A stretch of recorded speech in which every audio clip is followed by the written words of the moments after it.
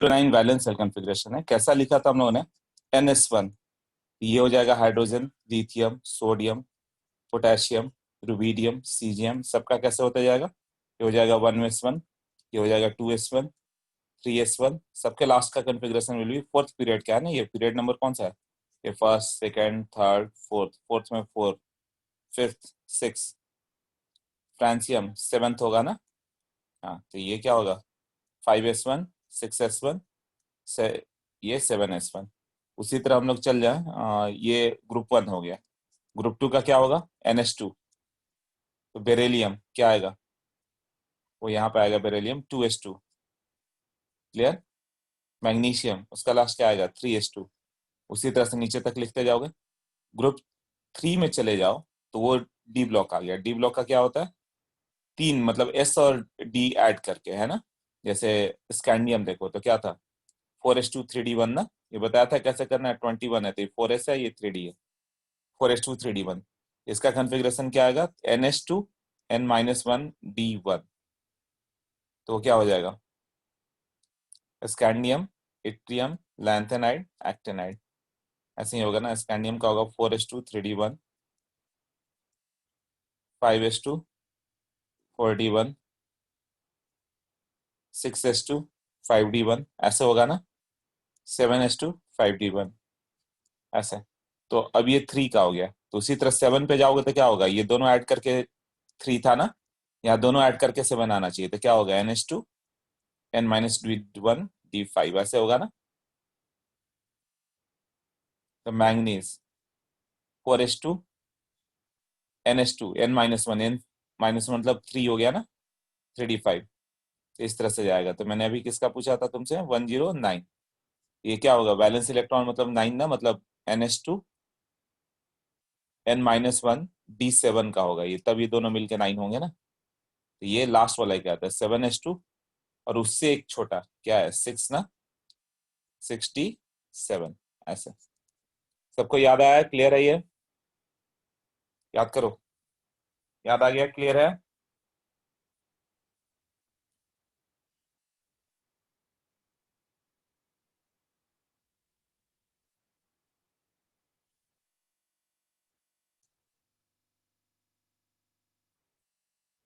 Okay,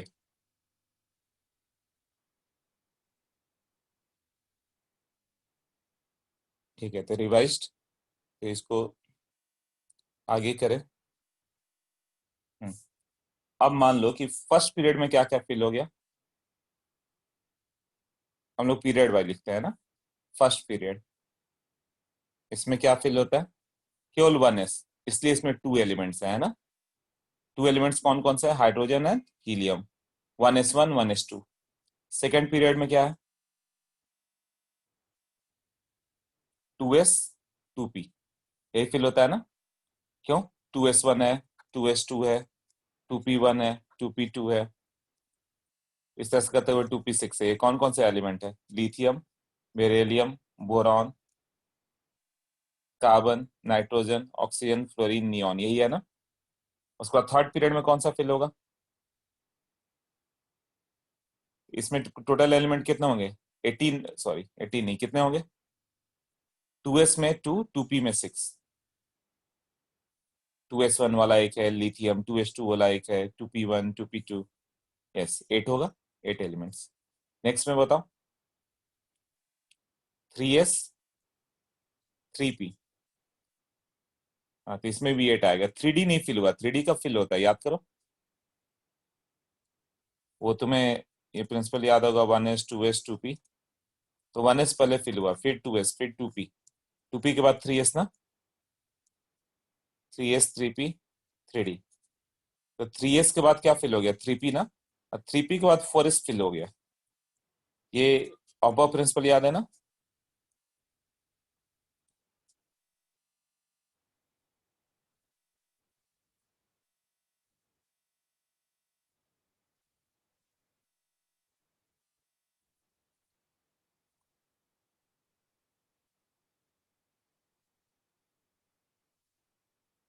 ऐसे। अब fourth period में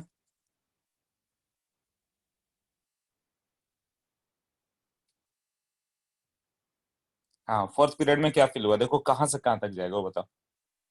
ये स्टार्ट हुआ 4s से, फिर क्या फिल हुआ 3D, फिर 4p।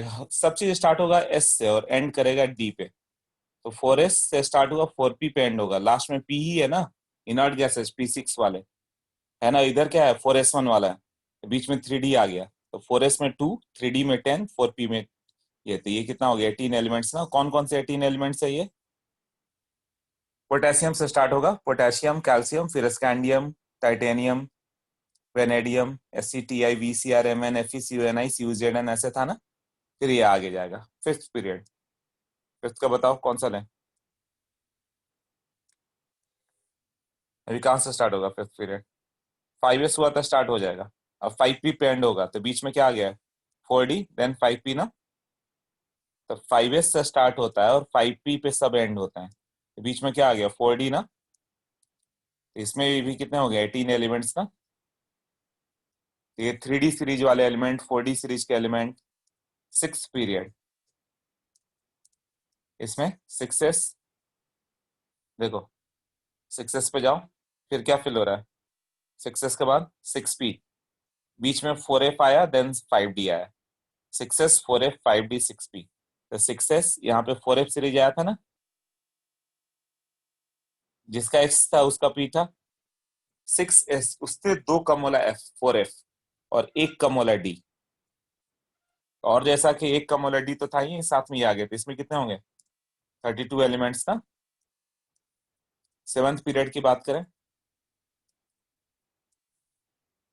कहाँ से स्टार्ट हुआ सेवंथ पीरियड 7s, और एंड कहाँ पे होगा 7p। बट बीच में क्या आ गया 5f 67p ना। ये 7s से स्टार्ट होगा, 7p पे एंड होगा, बीच में क्या आ गया, इससे 2 लेस वाला f, मतलब 5f, और 1 लेस वाला d 60, 32 एलिमेंट्स। सबको क्लियर हुआ ये कैसे लिखा मैंने।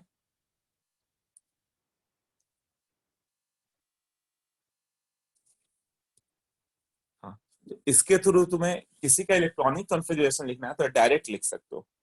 तुम्हें अब आप बहुत प्रिंसिपल लिख के एरो लिखने की जरूरत नहीं है, इसको ऐसे ही लर्न कर लो, आई थिंक लर्न हो भी जाएगा। कैसे लर्न होगा, जिसका एस है वही पी है। 1s से स्टार्ट हुआ तो 2s का 2p, 3s का 3p, 4s का 4p, 5s का 5p, 6s का 6p, 7s का 7p। बट उससे एक लेस वाला डी आएगा, 7p से एक लेस वाला क्या हो गया 60 हुआ ना। उससे एक लेस वाला एफ आएगा 5f। क्लियर। अब बताओ तो 10th पीरियड में कितने एलिमेंट होंगे। स्टार्ट होगा 10s से, एंड होगा 10p पे, बीच में कौन कौन से एलिमेंट आएंगे ये बताओ।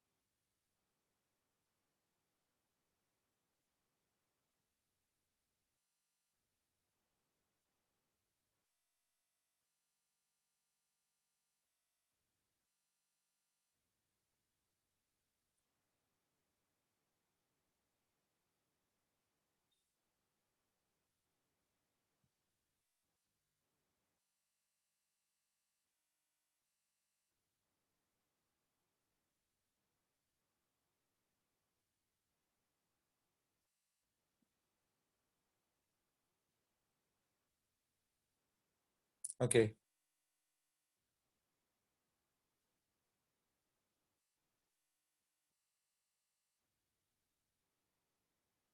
68 एलिमेंट्स। आनंदी ने बोला 92, विघ्नेश ने 68, Pradyum eight F 90, eight F 90।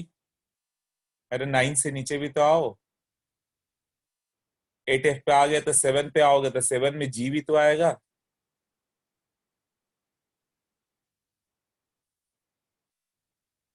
Ten S 10 P attempted everyone 72 है ना। तो कौन कौन सा 10 एस 10 पी से एक छोटा जाओ, क्या आ जाएगा?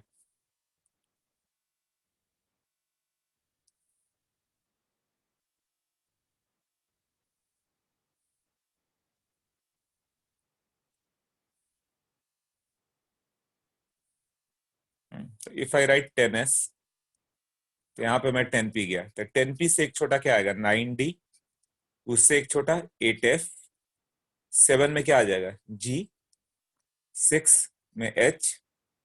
5 में आई। अब कौन सा एग्जिस्ट नहीं करता? 5 में 5 सबसेल होते हैं, एसपीडीएफ। एसपीडीएफ फिर जी आता है ना, तो 5 में जी तक आता है, तो ये नहीं होगा। 6 में क्या क्या आता है? एसपीडीएफ जी एच। एच तो आ जाएगा ना, तो ये रह जाएगा। तो कितने इलेक्ट्रॉन हो गए? अब ऐड कर लो। ऐड करोगे तो कितने होंगे? इसके 2, ऑक्सीजन के इसके 6, इसके 10, इसके 14, इसके 18, और इसके, और ऐड कर दो। 4 4 का गैप होता है ना, सब में 4 का गैप होता है। कितना हो गया? 2 + 22 24, 22 + 18 40, 42 + 14 56 + 10 66 + 7, हाँ 72। किसका आंसर था? आई थिंक आनंदी ने राइट दिया था ना answer. Let me check. Ayush का आंसर राइट था 72। आयुष, यस। हाँ, क्लियर हुआ कैसे कर रहे हैं हम लोग? तो नाइन्थ में कितने होंगे? नाइन्थ पीरियड का लिख के बताओ। फर्स्ट एंड लास्ट में लिख देता हूँ, बहुत इजी लिखना। 9s यहाँ पे, 9 पे एंड होगा, बीच में फिल कर दो तुम।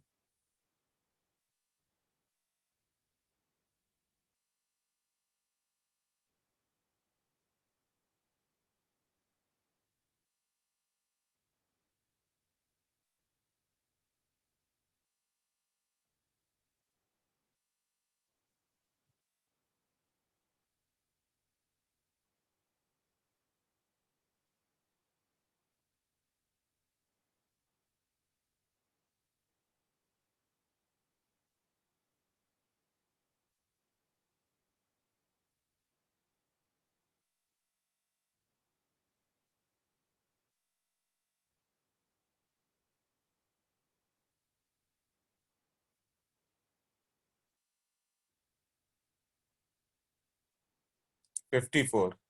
मीत आंसर है 54। ओके, कौन कौन सा ऐड किया बताओ? बीच में कौन कौन से होंगे? 6G 7F 8D। ओके, 9 से एक छोटा चले। 8 पे SPD। 7 में F। 6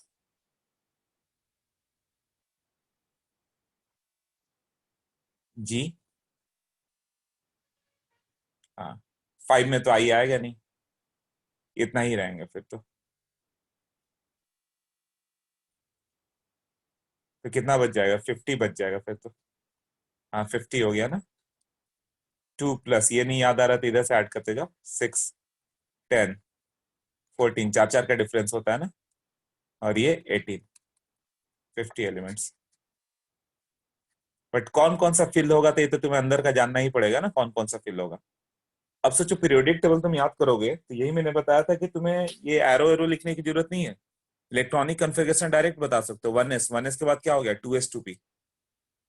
देखो कैसे कैसे हो रहा है। 1s के बाद 2s then 2p then 3s 3p। Periodic table याद करो, पहले में 2, फिर 8, फिर 18 डी ब्लॉक आ गया, 4s 4p, बीच में 3d आ गया, तो 4s 3d 4p इमेजिन करो।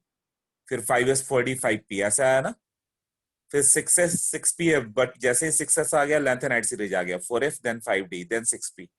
Then 7s, then 5f, then 60, then 7p। ये मुझे डायरेक्ट बताओ 1s से 7p तक कॉन्फ़िगरेशन लिखना।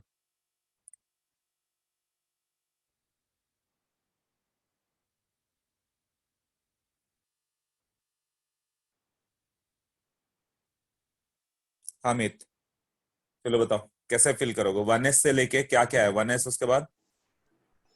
किसमें सर? हाँ, 1s के बाद क्या फिल होगा? 2s, देन 2p, फिर 3s, फिर 3p, 4s, फिर 3d, 4p, 5s, फिर 4d, 5p, 6s, फिर 4p, 4f, 5d, 6p, 7s, फिर 5f, 5f, 6p, 7p, 8s। हाँ, अभी समझ में आ फिर रहा है कैसे करना है? हाँ सर, मतलब वो तुम मैंने देख ही रहे गलती हो ना, से, बिना देखे माइंड में कर रहे हो ना? हाँ हाँ सर, गलती से मैंने वो जी का मैंने 22 लिख दिया था 18 की जगह। ओके, तभी ये डायरेक्ट माइंड में हो रहा है ना, देख के नहीं बता रहे हो ना। नहीं नहीं सर। हाँ, तो मतलब कोई भी इलेक्ट्रॉनिक कम्युनिकेशन हम लोग इजी लिख सकते हैं। हाँ सर। सौरभ बताओगे? उस समय भी बोला था। सौरभ शेल, के आर यू देयर?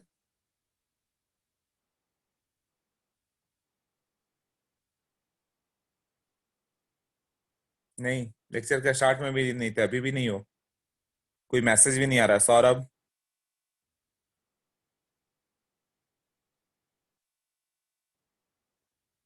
संस्कृति, तुम्हारा भी आंसर नहीं आता उसमें, बताओ। Are you there? सौरभ, संस्कृति and all.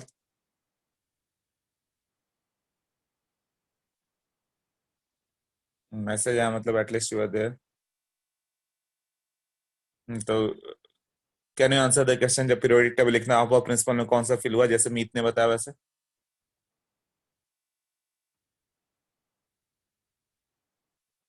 Like 1s will be filled first, then 2s, then 2p. Then इसके थ्रू तुम इलेक्ट्रॉनिक जान दो। 3s, 3p, हाँ बताओ। 4s, 3d, 4p, 5s, 4d, 5p, 6s,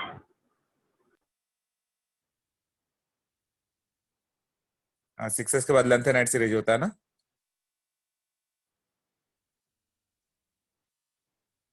lanthanide आता है तो 6s से दो कम 4f ना।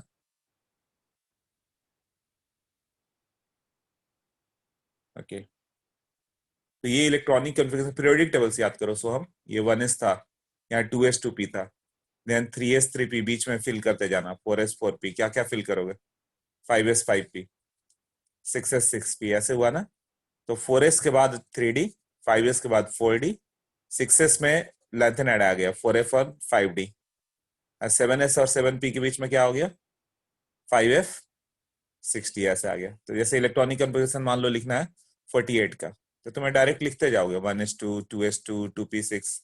अब ये सब नहीं भी लिखा ऊपर तो भी तुम्हें याद होना चाहिए कि कैसे है, कैसे कैसे था, बताओ कौन सा पहले फिल हुआ। किसी का भी लिखना हो, जैसे 115 ही लिखना है तो क्या डायरेक्ट नहीं लिख पाओगे? 115 ही लिखना है तो कहाँ तक जाएगा? 1s2, 2s2, 2p6। मैंने ये बोला कि 1s फिल हो गया, फिर 2s 2p आ गया, फिर क्या होता है? 3s2, 3p6, थर्ड का ब्लॉक क्लियर हो गया। देन 4s2, 3d आ जाता है ना, 4p6 ऐसे हुआ ना, 4s 4p के बीच में 3d आ गया। देन 5s2, 5p6, इसके बीच में क्या फिल कर दोगे? 4d10। बिना ऑफ प्रिंसिपल करने पीरियड वाइज लिखते जा रहे हो ना, फिर क्या आ जाएगा यहाँ पे? 6s2, फिर 4f14, 5d10, 6p6, ऐसा आया ना। उसके बाद 7s2, फिर क्या फिल होगा? 4f का जगह 5f, देन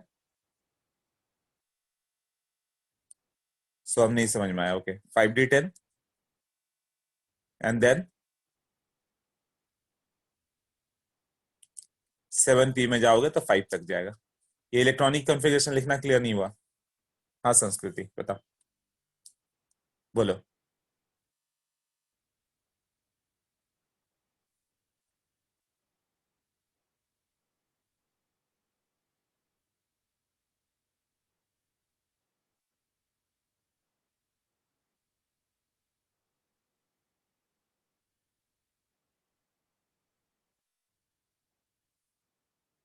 कोई डाउट नहीं है?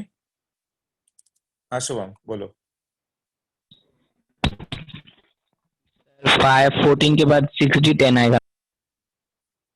ओके 5F14 के बाद हाँ एक कम वाला, राइट, ये तुम सही बोल लो कि यहाँ पे 6 रहेगा, 6D 10 देन 7P5। ओके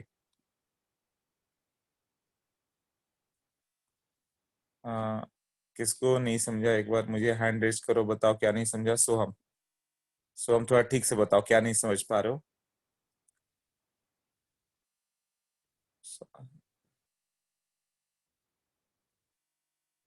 हाँ सोहम अनम्यूट किया, बताओ।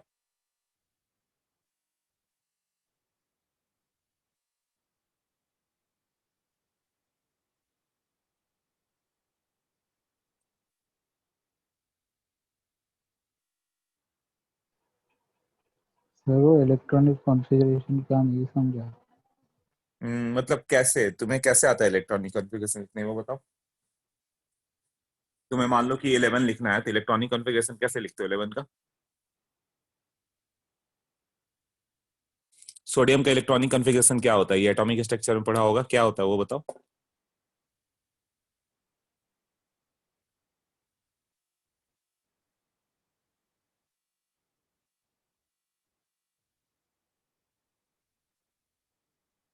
पहले मुझे उसका कॉन्फ़िगरेशन लिखना आता होगा तो ये समझोगे। हेलो हाँ नंदी बताओ। सर सिर्फ अल्फाबेट्स कैसे मतलब एग्जिस्ट नहीं करते, कैसे पता चलेगा? जैसे 6H एग्जिस्ट करता है लेकिन 5H एग्जिस्ट नहीं करता। ओ तो एर्थ में जो तुम्हें जो होता है ना, फर्स्ट पीरियड में एक ही सबसेल होता है एस, सेकंड में 2 सबसेल हो जाते हैं SNP, थर्ड में 3 सबसेल हो जाते हैं SPD, फोर्थ में 4 सबसेल होंगे SPDF, 5 में 5 सबसेल, 6 में 6 सबसेल, 7 में 7 सबसेल, H में 8 में 8 सबसेल। तो 5 में 5 सबसेल कौन से होंगे? SPDF, इसके बाद अल्फाबेटिकल G, है ना। 6 में जाओगे तो क्या होगा? 6 सबसेल, SPDF तो फिक्स है, 2 और F के बाद क्या आएगा? Alphabetical G then H। समझ में आया कैसे? हाँ सर। ओके एर्थ में जाओगे तो कितने सबसेल होंगे? एर्थ में एर्थ सबसेल कौन कौन से? SPDF तो फिक्स हो गया, इसके बाद अल्फाबेटिकल 4 GHIJ। हाँ सोहम बताओ थोड़ा, कहाँ पे गया सोहम?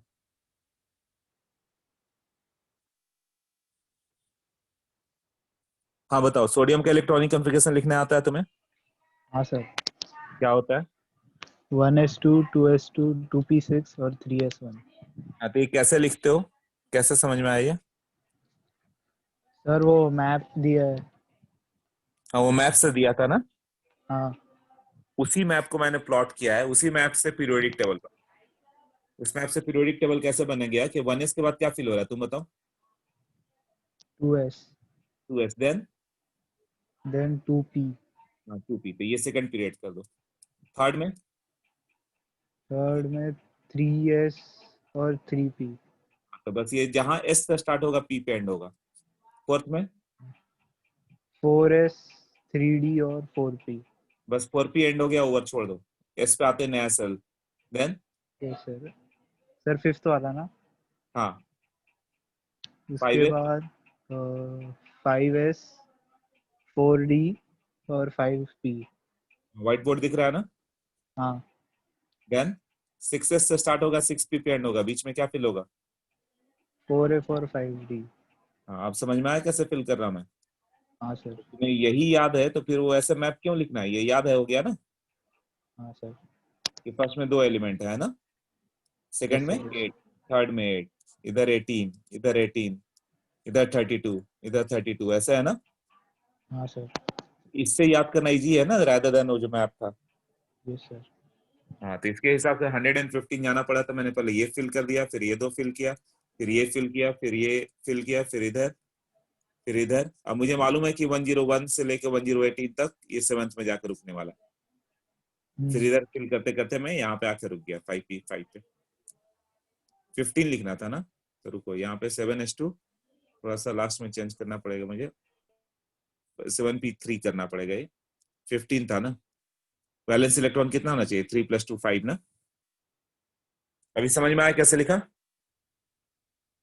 ओके, जैसे कि मर्क्यूरी का लिखना है 80 तक, अब ये सब मैप अप लिखने की जरूरत नहीं, तुम्हें याद आ रहा है 1s2 देन 2s2 2p6 ऐसे हुआ ना, then 3s2 3p6 then 4s2 3d10 4p6, यहां तक में 36 हो गया।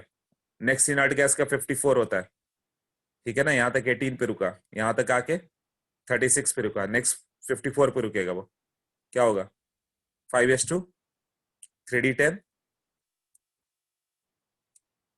5p6, यहां तक आते आते 54 हो गया, देन 6s पे आ जाएगा वो, 6s2 देन 4f14 5d10, अब आगे देख लो 54 से आगे कितना चाहिए? 26 ना, तो इतना पे हो गया वो। हाँ, इस कॉन्फ़िगरेशन पर रुक जाएगा वो, तो ये सब लिखने की जरूरत नहीं पड़ेगी ना।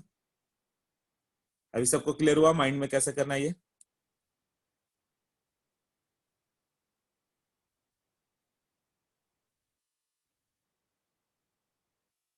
हाँ, सबको क्लियर दिख रहा है? ओके,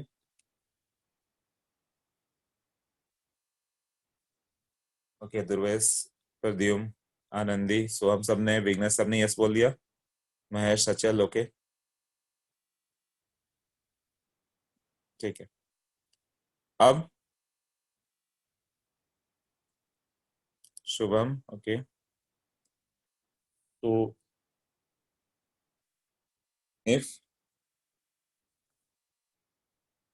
हाँ, नंबर ऑफ इलेक्ट्रॉन का एक फॉर्मूला बता देता हूं मैं, number of elements in any period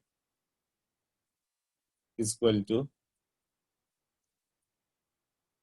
n+1 का square by 2 if n is odd number, और n+2/2 का स्क्वायर, तो ये if n is even number. जैसे कि फोर्थ पीरियड में कितना होगा? इवन है, नंबर ऑफ एलिमेंट्स कितना होंगे?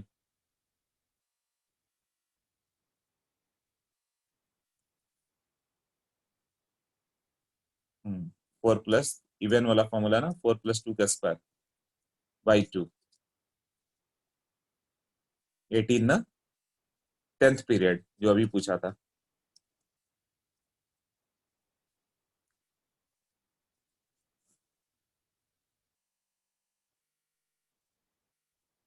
हाँ, 12 का square by 2 72, right. 9th period जो अभी पूछा उससे पहले, वो तो हो गया। कौन कौन सा अंदर पूछा तो क्या करोगे? सब बताना पड़ेगा ना, कौन कौन सा है कौन सा नहीं है। 9th पीरियड कैसे बताया मैंने? 9s था, 9p था, एक कम वाला d, उससे एक कम वाला f, है ना, 6d, देन 5f, देन कुछ रॉन्ग हो रहा है। हाँ, 6 पे कैसे आ गया मैं, यही wrong हुआ है। हाँ, मैंने ये भी बता दिया अंदर क्या होगा, एक कम वाला d पे आ जाओ, उससे एक कम वाला f पे आ जाओ, उससे एक कम वाला g पे आ जाओ, उससे एक कम वाला h पे आ जाओ, तो 5 में तो h होता ही नहीं। फिफ्थ में क्या क्या होगा? 5 subshell s p d f g, ये बताया ना।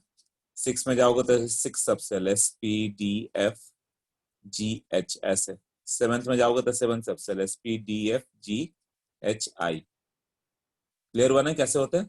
4 में जाओगे तो 4 subshell s p d f, यही बताया ना। तो 5 में तो h आ ही नहीं रहा है, 5 में g तक मैक्सिमम है, ये दो सबको ऐड करके लाया। तो अंदर अंदर पूछेगा कौन सा नहीं होगा क्या होगा, तो तुम बता दोगे, और फॉर्मूला पूछा तो डायरेक्ट बता दो, 9+1 का स्क्वायर बाई 2, यही है ना।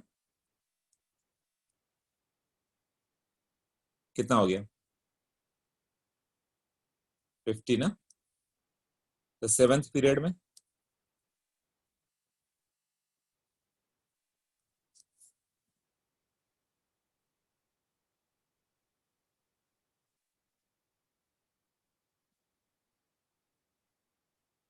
हाँ 32 ना, 7+1 का स्क्वायर बाई 2।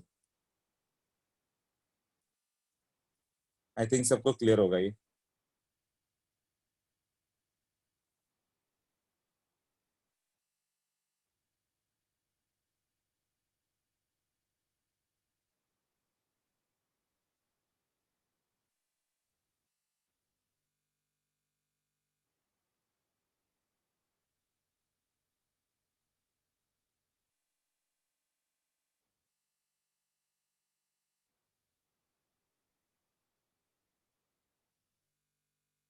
ओके, तो ये कर दिया। एक और क्वेश्चन आता है, if Aufbau principle is not valid, then potassium belongs to S block, second, P block,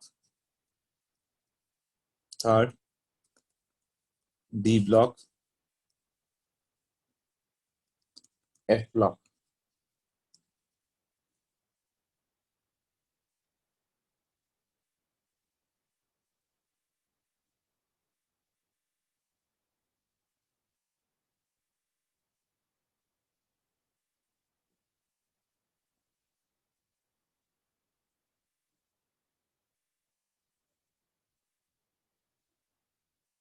D block. Okay, correct है। इसको कॉन्फ़िगरेशन लिखोगे तो 1s2 2s2 2p6 3s2 3p6 ऐसे होगा ना। ऑफपाव ने बोला कि 3p के बाद 4s फिल करो, ऑफपाव नहीं रहता तो हम लोग 3d1 लिखते हैं, तब 3d ब्लॉक होता है ना।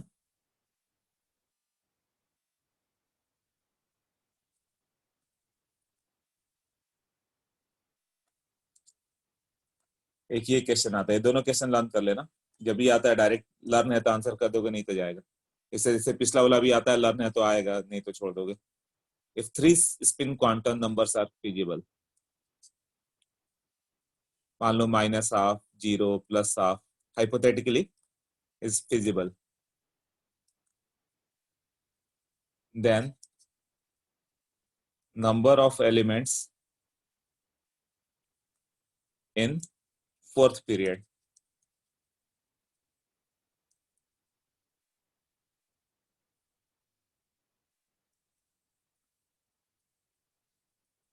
And potassium belongs to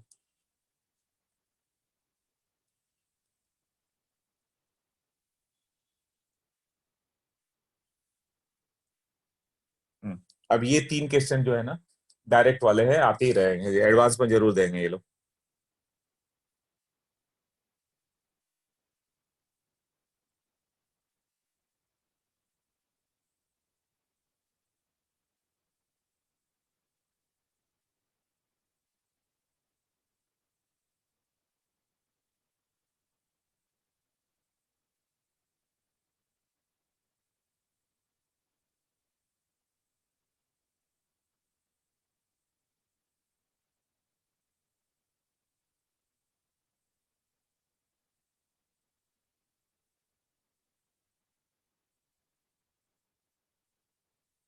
ऊपर वाला क्वेश्चन बताओ कौन सा, संस्कृति,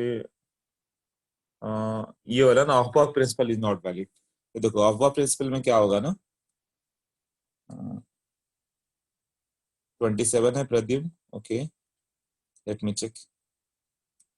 देखो 1s 2s 2p 3s2 3p6, of power ने आके बोला कि 4s1 करो, देन 3d फिल करो। उसने ये बोला था ना, ऑफ पावर नहीं रहता तो हम लोग क्या करते हैं, हम लोग 3s 3p then 3d fill करते हैं। समझ में आया ना। If Aufbau principle is not valid, जब वैलिड नहीं होगा तो लास्ट इलेक्ट्रॉन किस में गया, डी में ना। जब लास्ट इलेक्ट्रॉन डी में गया तो वो डी ब्लॉक का हो गया। 3d1 मतलब डी ब्लॉक था ना। हाँ, यदि ये वैलिड नहीं हो तो तब तो तुम्हें इसी वाइज करना पड़ेगा ना, 3s 3p 3d करते हुए। ये रॉन्ग है, बट हम लोग नॉट वैलिड हाइपोथेटिकल क्वेश्चन की बात कर रहे हैं। हाँ, तो फोर्थ में 27 आंसर कर रहे हो तुम लोग, ओके। अचल ने बोला है 27, प्रद्युम्न ने और हर्ष ने, ओके। एंड के बिलोंग्स टू एस ब्लॉक, ये बोल रहे हो, ओके। आयुष ने 48 बोला, ओके। और लोग कुछ तो बोलो। ध्रुवेश ने 27, ओके। हाँ, तो अब एक में जैसे 1s में जाओगे तब 3 इलेक्ट्रॉन होंगे, -half +0 +half। अब कॉन्फ़िगरेशन क्या होगा, 4s, फोर्थ में क्या होगा, 4p और 3d फिल हो गया। 4s में एक ऑर्बिटल है तो इसमें 3 एलिमेंट्स, इसमें 5 है तो 15 एलिमेंट्स, और p में कितना होगा, 9। तो टोटल कितने होंगे 27 एलिमेंट्स। करेक्ट है तुम लोग का आंसर बिल्कुल। 4s में कैसे होगा, जैसे s लोगे तब 3 मिल जाएंगे ना, 3 एक ऐसा कुछ और हाइपोथेटिकल मान लो एक ऐसा है, इस तरह से होगा। हाइपोथेटिकल वाला बात आ जाएगी, एक एक ऑर्बिटल में 3 इलेक्ट्रॉन। तो 4s में एक ऑर्बिटल होता है तो 3 इलेक्ट्रॉन्स मतलब 3 एलिमेंट्स। तो फर्स्ट पीरियड में कितना होगा, फर्स्ट पीरियड में जाते हैं तो केवल 1s फिल होता है। 1s मतलब 1s3 3 एलिमेंट्स ना, तो फर्स्ट पीरियड में 3 एलिमेंट्स आ जाता है। तो फोर्थ पीरियड में क्या होगा, 4s 3d में 5 ऑर्बिटल है, पांचों में 3 इलेक्ट्रॉन हाइपोथेटिकली, तो 15 एंड 4p में 9 मतलब 27 एलिमेंट्स। ऐसे क्वेश्चन आते हैं हाइपोथेटिकली। इस बार का बताता हूँ क्या आया था। अब बहुत सारे बच्चे रॉन्ग कराए थे, पता नहीं कैसे। जिन लोगों ने बुकलेट सही से रिवाइज किया था, सौम्यदीप वगैरह, उन्होंने तो राइट कर दिया, बट जिनको बुकलेट सही से याद नहीं था वो रॉन्ग कर बैठे, क्योंकि ऐसा क्वेश्चन जेईई मेंस में पहले भी आया हुआ है। सब रिपीटेड क्वेश्चन ही आते हैं, कुछ भी नहीं आता आजकल।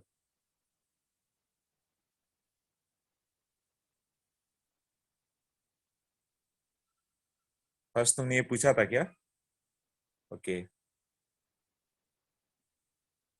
हाँ, सेकंड वाला के बिलोंग्स टू, के का आप कॉन्फ़िगरेशन लिखो 1s3, 2s में भी 3, देन 2p में कितना आएगा 9 ना, टोटल कितना हो गया 3 3 6 9 15, अभी भी बाकी है 4 इलेक्ट्रॉन है ना। 2p के बाद क्या आएगा 3s 3, ये अभी कितना हो गया 18, अभी एक और, तो 3s के बाद क्या फिल करोगे 3p ना, तो 3p में जाएगा ना, 3d कहाँ है अभी 3s 3p,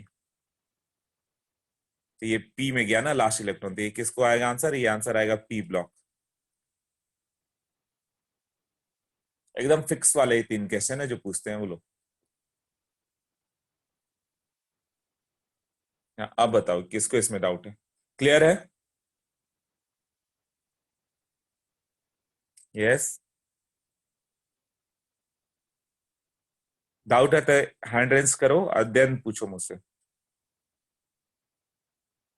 Soham can you explain again what, वो तो मालूम चले डाउट कहाँ है, नहीं तो ऐसे बार बार एक्सप्लेन करने का कोई मतलब नहीं है, फिर वही पॉइंट छूट जाएगा। अनम्यूट कर रहा हूं तो मुझे वो बताओ किस पॉइंट पे डाउट आ रहा है, इससे समझ में आ पाए। हाँ बताओ सोहम। सर वो दोनों मतलब सेकंड क्वेश्चन के दोनों। सेकंड क्वेश्चन क्या था बताओ, अभी तो तुमसे बात कर रहा हूँ, दिख नहीं रहा, बताओ। सर वो इफ 3 स्पिन क्वांटम वो वाला। हाँ मतलब एक ऑर्बिटल में 3 इलेक्ट्रॉन होंगे, ये तो क्लियर है ना। तो 1s में कितने ऑर्बिटल होते हैं बताओ सोहम। 3। हाँ 1s में कितने होते हैं ऑर्बिटल,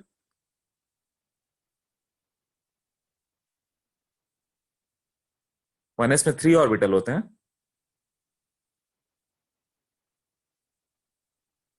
कहाँ चले जा रहे हो सोहम, तुम क्वेश्चन पूछ रहे हो तो रुको तो, तब तो बताओ मैं पूछूं। हाँ सोहम।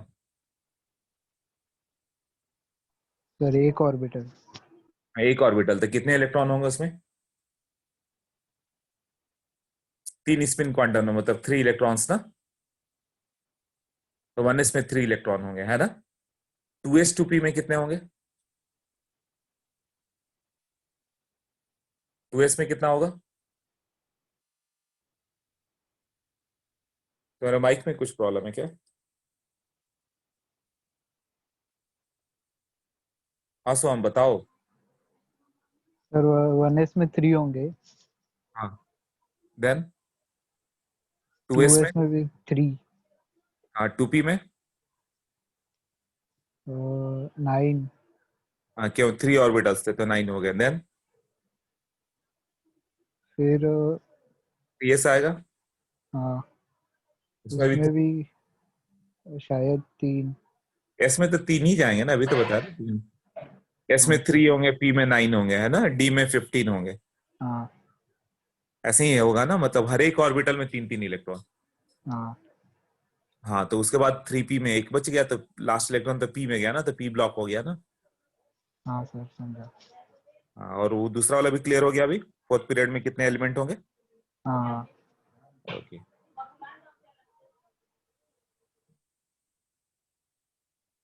ठीक है, तो ये वाला पार्ट सबको क्लियर हो गया, रेस्ट ऑल ने क्लियर लिख दिया है।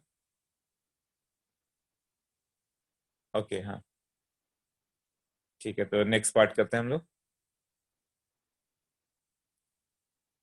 हाँ तो ये तो कर दिया हम लोगों ने 3 क्वेश्चन। हाँ इस बार का जो मैं पूछ रहा था, जेई मेंस में क्वेश्चन आया था, इफ एल का वैल्यू इज 0 to n+1। अब सरप्राइजिंगली ये है ना कि अधिकांश लोग जो 99.5 परसेंटाइल लेके आए हैं सब रॉन्ग करके आ गए। कुछ बच्चे जिन्होंने बुकलेट सही से रिवाइज किया था उन्होंने किया, तो उनका मार्क्स 99 परसेंटाइल दिख रहा है, 99.91, 99.99 ऐसे। If L is equal to 0+1 तो फर्स्ट इनर्ट गैस जो होगा ना, फर्स्ट ये मैंने शायद डिस्कस भी किया था नर्चर में, फर्स्ट अल्कली मेटल का क्या होगा, अल्कली मेटल का एटॉमिक नंबर। एप्लीकेशन में मैं भूल रहा हूँ, ऐसे ऐसे पूरा उसको ग्रुप पे भेजता ना। ठीक है यही बताओ।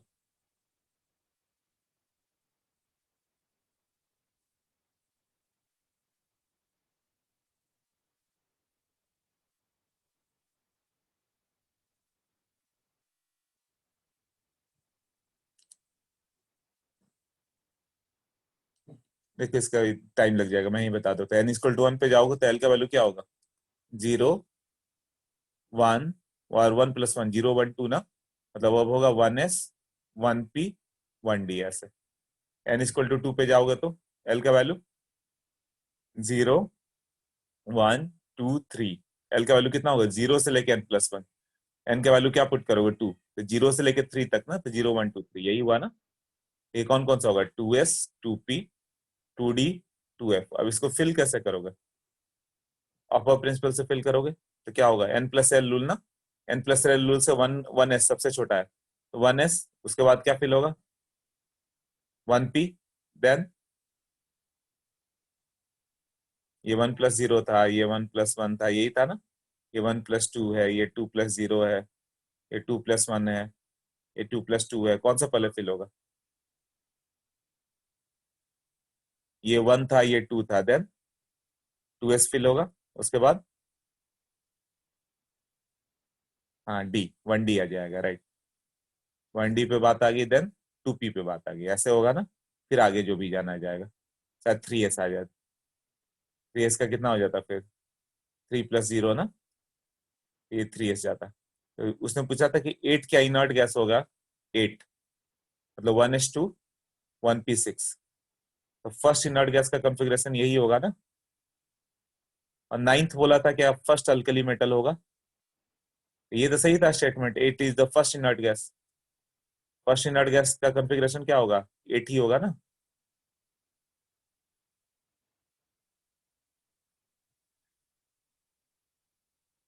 वन एस 1p फिल हो गया, p पूरा फिल है।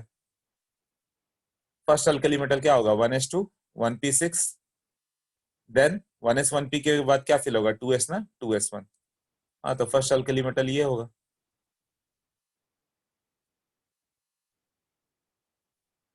मतलब ऐसे ऐसे 2 क्वेश्चन और थे, अब वो मुझे याद नहीं आ रहे हैं।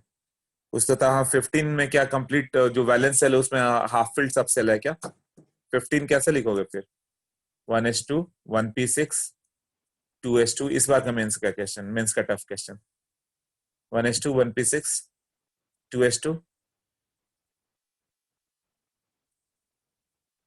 1d5 ना। हाँ तो डी में 10 होता है 5 है, तो ये हाफ फील्ड सब सेल है ना।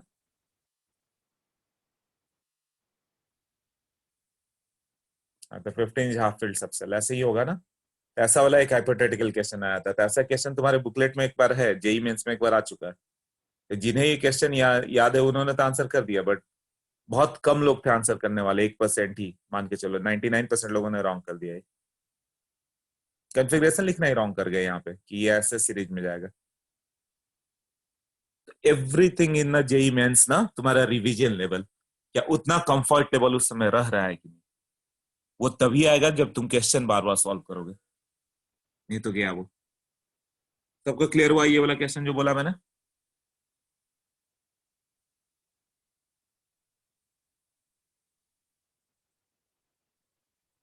ओके ठीक है।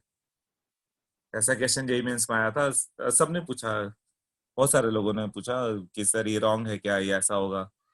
ऐसा नहीं कि आईटी नहीं हुआ, आईटी में तो सब चले गए बोलो, मतलब सबका 99% से अब है, बट सॉल्व करने वाले उसमें भी 3-4 लोग ही हो पाए। तो तुम लोग को अभी थोड़ा इजी लग रहा होगा, उसका रीजन ये है कि जस्ट पढ़ा हुआ है, तो थोड़ा समझ पा रहे हो, वो भी नहीं समझ पाए वहां पे, level of revision. Okay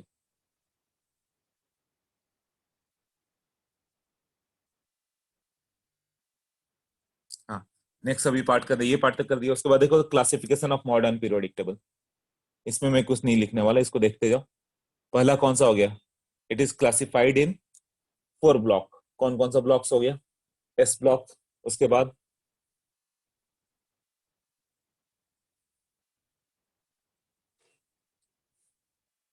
S block है, क्या दिया हुआ एस ब्लॉक एलिमेंट्स में, हाँ एस ब्लॉक एलिमेंट हो गया दो elements which last electron enter to the subshell of valence shell are called s block element, जिसमें लास्ट इलेक्ट्रॉन एस में एंटर करे। तो कौन कौन सा, alkali metal and alkaline earth metal. Alkali metal कौन सा है, NS1, और alkaline earth metal NH2। 3s1, 4s1, 5s1 alkali metals. And इसमें क्या हो गया, एस ब्लॉक एलिमेंट्स में दो ही आ गया, जिसके लास्ट में इलेक्ट्रॉन एस में एंटर कर रहे हैं। तो एक हो गया NS1, एक हो गया NH2। ये हो गया अल्कली मेटल्स, और एक हो गया अल्कलाइन अर्थ मेटल। अब इसको पूरा एक डिटेल पढ़ेंगे हम लोग इनऑर्गेनिक में, एस ब्लॉक एलिमेंट्स। उसमें सोडियम का रिएक्शन, पोटेशियम का रिएक्शन, सुपर ऑक्साइड क्या है, पेरोक्साइड क्या है, कैसे रिएक्ट करता है, NaOH कैसे बनाओगे, NaCl के इलेक्ट्रोलिसिस से क्या होगा, ये सब चीजें उधर आएंगी। मैग्नीशियम का एक्सट्रैक्शन कैसे है, बेरिलियम का एक्सट्रैक्शन कैसे है, तो इसको एस ब्लॉक एलिमेंट कहोगे। इसको एनसीईआरटी से तुम अभी से पढ़ना स्टार्ट कर दो, रोज एक पेज पढ़ो। आज एक पेज पढ़ा, अगले दिन फिर अगला पेज पढ़ो, तो पहला पेज रिवाइज करके दूसरा पढ़ो। फिर उसके अगले दिन थर्ड पेज पढ़ो, तो पहला 2 पेज रिवाइज करो। फिर चौथे दिन पढ़ो, तो पहला 3 पेज रिवाइज करने के बाद फिर भी तुम लोग में जो होंगे पूरे, जैसे लीडर बैच में करीब 6 बच्चे गए आईटी के लिए क्वालिफाई हुए, 99 परसेंटाइल से ऊपर हुआ, आईटी में चले जाएंगे। तो उसमें एक ही बच्चा सिद्धेश था जो उस पर कंट्रोल कर पाया। तो उन लोग का रैंक देखोगे तो केमिस्ट्री में 99.5 परसेंटाइल से ऊपर है। क्यों, इनऑर्गेनिक पे कंट्रोल डिफिकल्ट है, उसके लिए बहुत रिवीजन चाहिए। और अपने भी बैच में देखोगे तो ये इंफ्यूज बैच से जो भी थे, उसमें दास, सौम्यदीप, सोनू, मतलब 4-5 लोग ये थे जो एनसीईआरटी सही से लर्न कर पाए।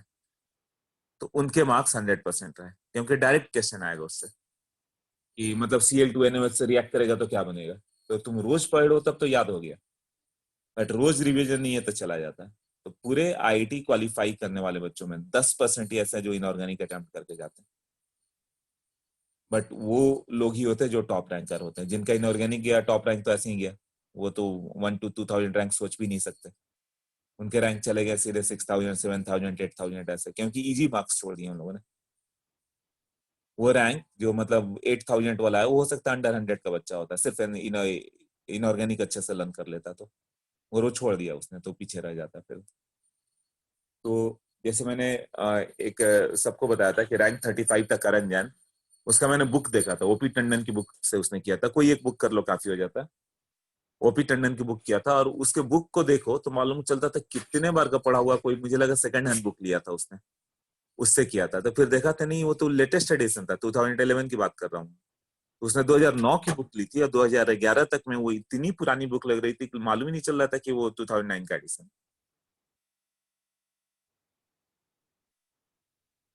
तो इस लेवल से पढ़ना पड़ता है। सोचो कितना बार इनऑर्गेनिक उसने रिवाइज किया होगा।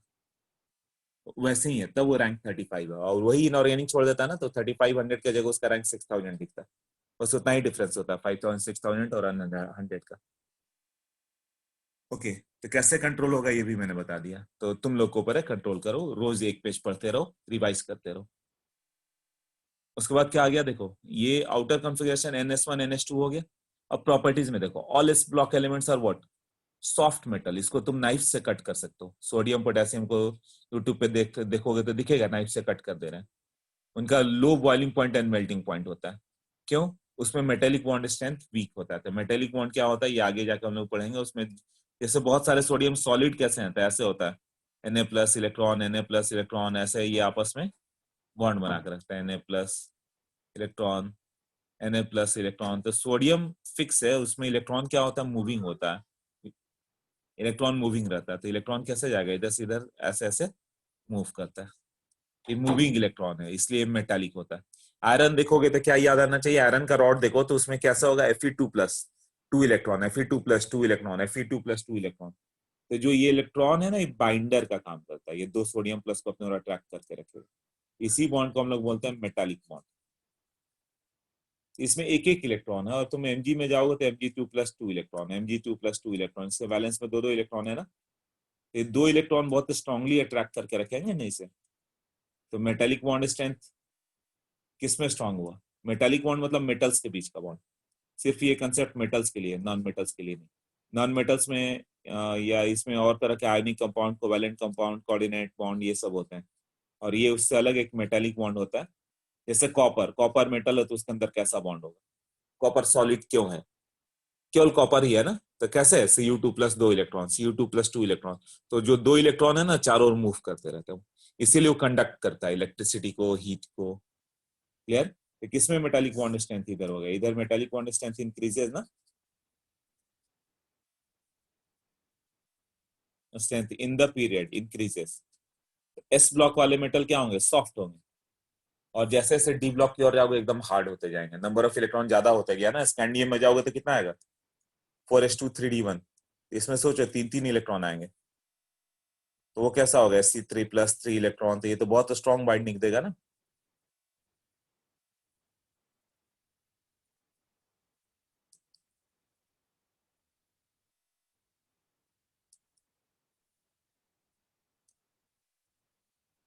हाँ ऐसे है। तो बॉन्ड स्ट्रेंथ स्ट्रांग होता है, तो एस ब्लॉक वाले सॉफ्ट होते हैं। क्लियर। और इतने वीक होते हैं ना कि सोडियम पोटेशियम तो फ्लोट करते हैं, वाटर पर डालो फ्लोट करने लगेंगे, है ना। आज एक यूट्यूब पे वीडियो देखना, alkali reaction, alkali metal reaction with water, ये जरूर से देख लेना एक यूट्यूब पर, रिएक्शन विथ वाटर। तो तुम्हें याद आएगा, वो दिखाएगा कि लिथियम को जैसे ही डाला फ्लोट कर रहा है, और एकदम हिसिंग साउंड के साथ थोड़ा हाइड्रोजन गैस आ रहा है। सोडियम को डाला तो कैचिंग फायर हो गया, वो फ्लोट कर रहा है, तो याद रहेगा तुम्हें कि अच्छा हाँ वो तो फ्लोट करता है, वाटर पे सिंक नहीं करता। Potassium instantaneously catches fire, rubidium को डालेगा तो एकदम एक्सप्लोड हो जाएगा, सीजियम और ज्यादा एक्सप्लोसिव होगा। तो सब देखने के बाद तुम्हें रिएक्टिविटी वगैरह से बहुत सारी चीजें याद हो जाएंगे। बस 2-3 मिनट का वीडियो होता है, 2 to 3 मिनट्स देख लेना। Alkali metal reaction with water. Clear. तो all the S block elements are soft metal and have low boiling point and melting point due to their weak metallic bond, यही है ना। अब ये S block वाले element क्या बनाते हैं, आयोनिक कंपाउंड। आयोनिक कंपाउंड लिखा हुआ है ना, आयोनिक कंपाउंड कैसे बनेगा, Na+Cl- ये आयोनिक बॉन्ड या इलेक्ट्रोवैलेंट बॉन्ड, आई थिंक ये सबको पता है।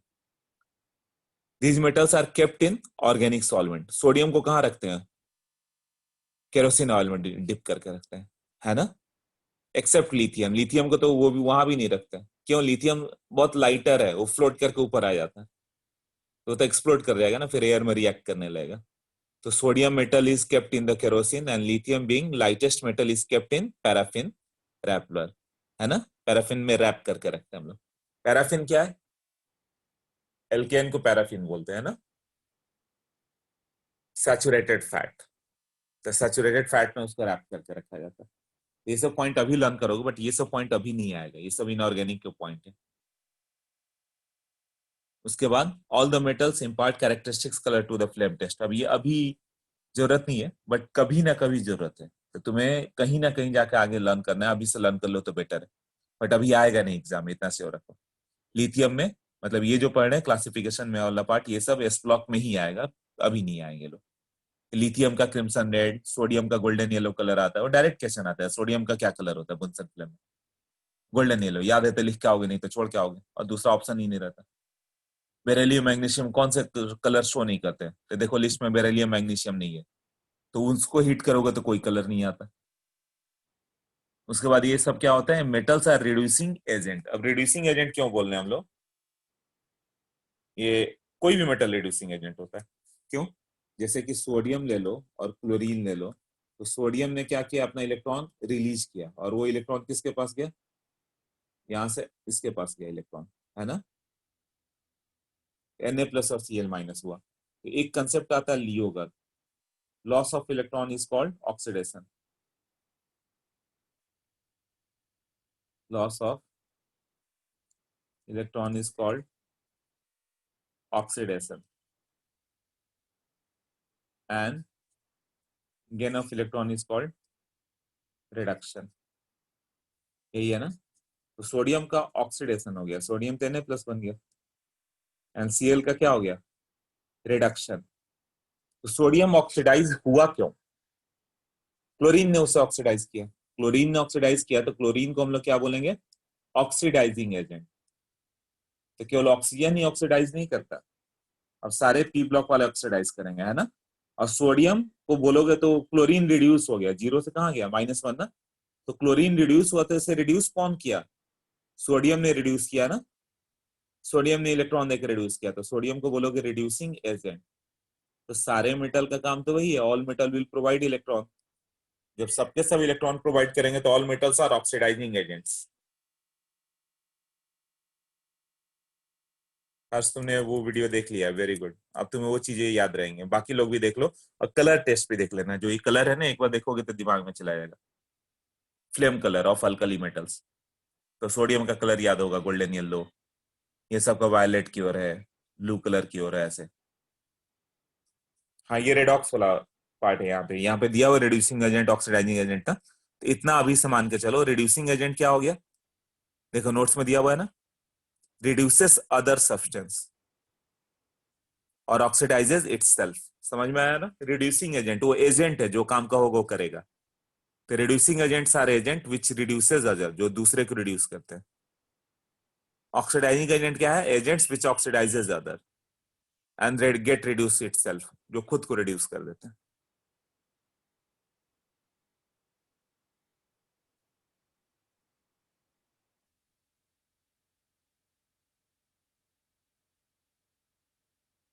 हाँ, उसके बाद क्या हो गया, इन सब का ऑक्सीडेशन स्टेट फिक्स है, ग्रुप 1 का कहीं भी होगा तो +1 स्टेट में होगा, सोडियम Na+ ही रहेगा, Na2+ नहीं होगा, उससे लास्ट वाला इलेक्ट्रॉन नहीं निकाल सकते, वो इनर्ट गैस बन जाता है। पोटेशियम भी एक ही इलेक्ट्रॉन देगा, तो किसी भी हालत में सोडियम का ग्रुप 1 का +1 और ग्रुप 2 का +2 रहता है। ये सब एस ब्लॉक का कैरेक्टरिस्टिक्स हो गया। पी ब्लॉक के भी नोट्स दिए हुए हैं, वो भी देखते जाओ। पी ब्लॉक में क्या हो गया,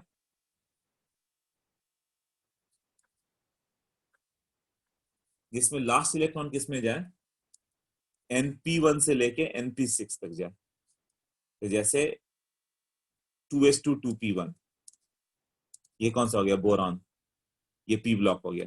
कार्बन पी ब्लॉक हो गया, इसमें 2p2 आ गया। नाइट्रोजन, इसमें 2p3 फॉर्म हुआ, यही है ना।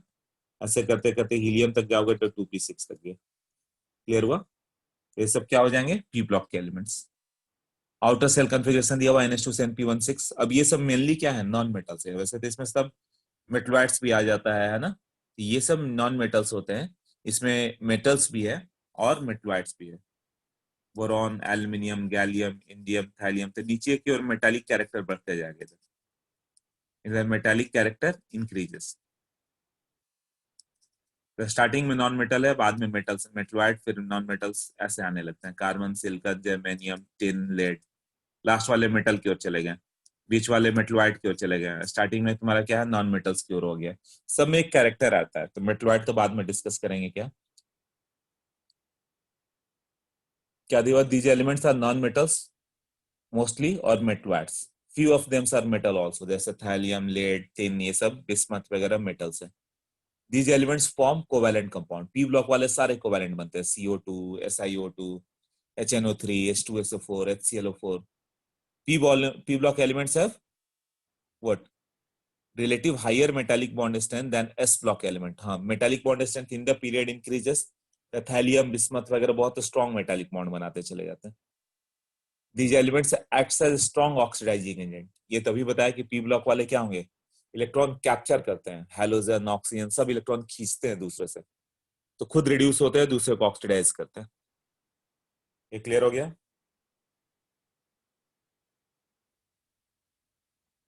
उसके बाद डी ब्लॉक में जाओगे तो डी ब्लॉक वाले कौन कौन सा होगा, 3D series, 4D series, 5D series है ना। तो उसमें NS1 और 2 कुछ भी हो सकता है, और N-1 D1 to 10 होगा, D1 to 10 होगा। अब ये डी ब्लॉक एलिमेंट्स क्या हो गया? Elements in which last electron किस में एंटर किया है? डी सबसेल में। Last electron enters in D subshell. वही क्वेश्चन पूछा था ना कि पोटेशियम किस में जाएगा, तो जिसमें लास्ट इलेक्ट्रॉन जाता है उस सबसेल में चला जाता है वो। जैसे स्कैंडियम, ये क्या होता है? 4s2 3d1, डी में गया तो डी सबसेल में गया तो 3d सीरीज है ना। टाइटेनियम 3d2, इस तरह से जाओगे तो जिंक 3d10, ये सब क्या हो गए? डी ब्लॉक हो गए। क्लियर हो गया? अब properties, all d block elements are hard. सोचो हम लोग किसका बनाते हैं? हार्ड मेटल्स, और मेल्टिंग पॉइंट हाई होता है। आयरन, कॉपर, निकेल, आयरन का यूज करते हो, कॉपर का करते हो, निकेल का करते हो, ये सब का करते हो ना डी ब्लॉक वाले को। सोडियम पोटेशियम का चेयर नहीं बनाते हो। सोडियम पोटेशियम का चेयर डालोगे तो क्या होगा? और सामने कैचेस फायर, ऐसे हो जाएगा। और बहुत सॉफ्ट होता है वो सब, है ना। अभी these metals have high tendency to form complex salt, एक दिया है कॉम्प्लेक्स सॉल्ट। हाँ हाँ प्रद्युम्न, पैंट जल जाएगी नहीं, तुम पूरे जल जाओगे। तो ये उसका चेयर बना दिया, उसका बेड बना दिया, तो क्या होगा? रिएक्टिव है, कहीं के कहीं पूरा बर्न हो जाएगा। ओके, K4 FeCN6, ये क्या होगा? ये कॉम्प्लेक्स सॉल्ट है, कॉम्प्लेक्स सॉल्ट। ये कभी भी एक साथ चलेगा, ये ब्रेक नहीं होगा। Fe और Cn में ब्रेक नहीं होगा। ये जब भी आएगा तो 4K प्लस अलग मिलेगा, FeCN6 एक प्लस आयन तुम्हें अलग से मिलेगा, इस तरह से आते रहेगा। क्लियर हुआ अभी? हाँ।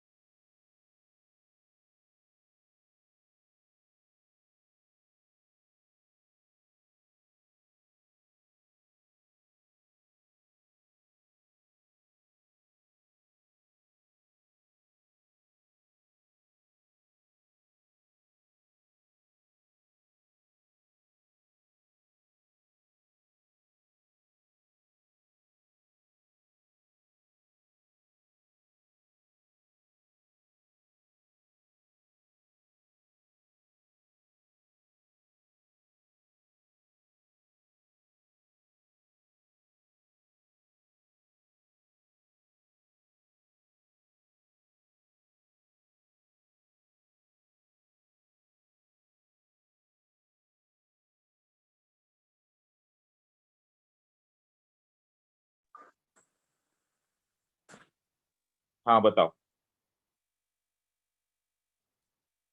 एक कॉल आ गया था मेरा। हाँ बताओ क्या मैं बोल रहा था। हाँ ये कॉम्प्लेक्स आयन क्लियर हो गया ना, ठीक है। नेक्स्ट में देखो K4 Fe6 हो गया। हाँ दिस मेटल्स, अब ये मेटल देखोगे तो तुम्हें अल्कीन के हाइड्रोजनेशन में होगा, तुमने ये जो किया होगा CH2CH2 प्लस H2, तो यहाँ पे लिखा होगा शायद Ni Pt Pd, इसमें से कोई भी लो, हिट कर दो तो यहाँ एल्केन बन जाता है। तो ये वेजिटेबल ऑयल से वेजिटेबल घी बन जाता है ये। मतलब छोड़ो भाई ये सब बाद में करेंगे। तो उससे क्या बन जाता है, हाँ वो तो लिखा हुआ है, लिख लो। वेजिटेबल ऑयल से वेजिटेबल घी बना सकते हो इस प्रोसेस से। अनसैचुरेटेड फैट से हम लोग सैचुरेटेड फैट बनाते हैं इससे। ये है ना अनसैचुरेटेड फैट क्या है, एल्कीन, एल्कीन से एल्केन बनाते हैं। तो ये सब पॉइंट तुम छोड़ सकते हो अभी। हाँ रेनी निकल रूम टेम्परेचर पर करता है। ओके, अब इनका वेरिएबल ऑक्सीडेशन स्टेट होता है। वेरिएबल तुम्हारा क्या होता है, वैलेंसी होती है। F block element, F block element में क्या क्या होगा, इसमें 3 सीरीज हो गया। कौन कौन सी सीरीज आ गई, एक 3D सीरीज, 4D सीरीज और एक 5D सीरीज, 3 सीरीज है ना। अब ये पूरा हम लोग पढ़ेंगे, इसके लिए डी ब्लॉक करके एक चैप्टर आएगा क्लास 12th में, जिसमें पूरा स्कैंडियम से लेकर जिंक तक सबका हम लोग पढ़ने वाले हैं। Clear, okay. नेक्स्ट में क्या हो जाएगा,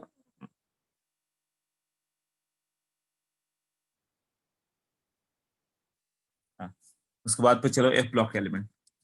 एफ ब्लॉक एलिमेंट्स में जाओगे तो कौन कौन सा था, 4F एंड 5F, यही था ना। तो आउटर इलेक्ट्रॉनिक कॉन्फ़िगरेशन क्या था, NH2 N-1, D का 0 और 1, और N-2 F का 1 2 14, यही है ना। हाँ एफ ब्लॉक एलिमेंट क्या होता है, सारे मेटल होते हैं, मोस्टली रेडियो एक्टिव नेचर होता है। वो जल्दी स्टेबल ही नहीं होते, वो नैनो सेकंड में भी ब्रेक हो जाता है, ऐसा हो जाता है। तो उसकी स्टडी ही नहीं करते हम लोग। तो बिल्कुल डी ब्लॉक जैसा ही होता है, बट स्टडी नहीं होता। पूरे एनसीईआरटी में 3 पेज में एफ ब्लॉक खत्म किया होगा, और उससे एक भी क्वेश्चन आईआईटी में नहीं आता। ठीक है, तो वो एफ ब्लॉक एक बेकार सा चैप्टर है, इसकी जरूरत नहीं होती। थोड़ा सा बस 3 पेज पढ़ लो, उसमें से कुछ आ गया तो आ गया। Elements of lanthanide series are called rare earth metals, यही है ना, जल्दी नहीं मिलते सब। अब नॉन ट्रांजिशन एलिमेंट्स कौन से हैं, लास्ट वाले जो दिए होते हैं, जिंक, कैडमियम और मर्क्यूरी। ट्रांजिशन एलिमेंट वो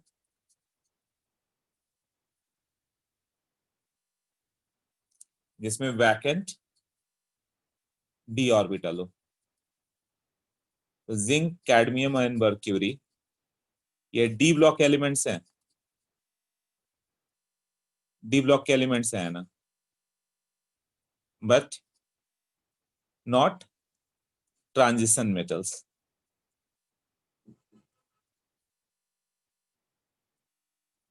यही दिया हुआ है ना। अब इसके बाद बोर का क्लासिफिकेशन आ गया। बोर्स का क्लासिफिकेशन देखो, ये भी एक पेज में। उसने 4 पार्ट दिया। पहला हो गया नोबल गैस, कौन सा, ग्रुप 18 वाले एलिमेंट्स को नोबल गैस बोला। फिर हो गया नॉर्मल एलिमेंट्स। नॉर्मल एलिमेंट्स मतलब रिप्रेजेंटेटिव एलिमेंट। रिप्रेजेंटेटिव एलिमेंट क्या है, पढ़ो।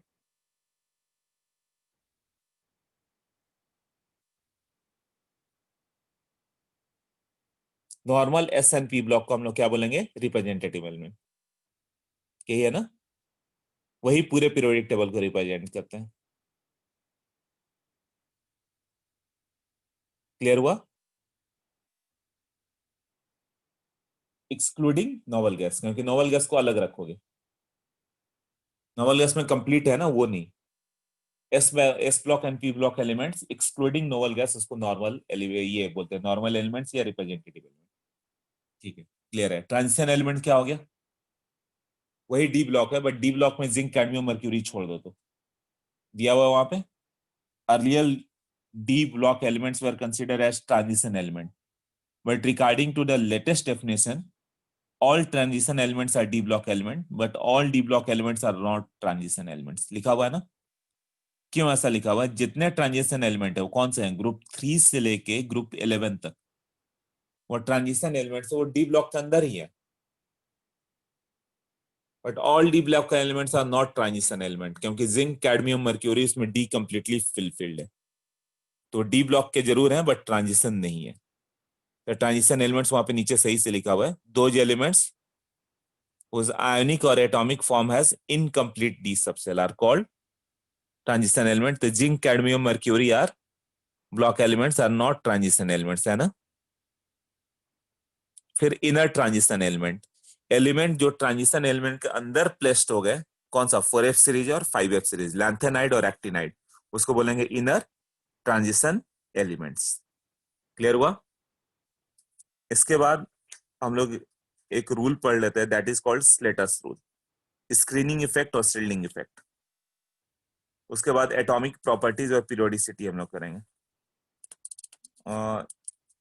एक और पार्ट आता है टिपिकल एलिमेंट्स. टिपिकल एलिमेंट्स क्या है, किसी को मालूम है?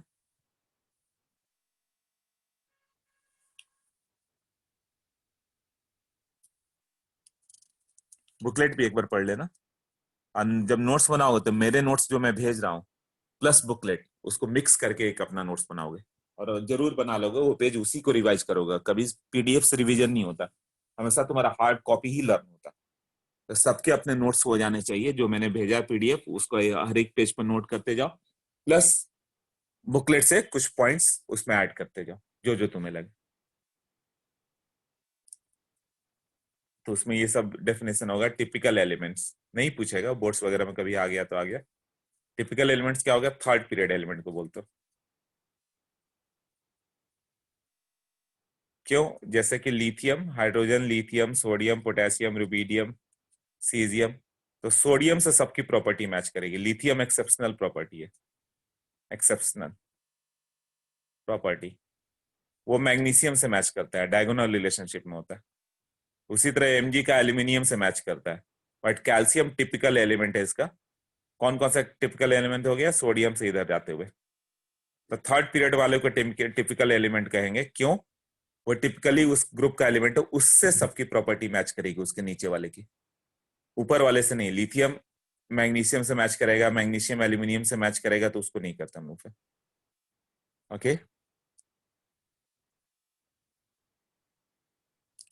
नेक्स्ट. अब बात करें हम लोग स्क्रीनिंग इफेक्ट के.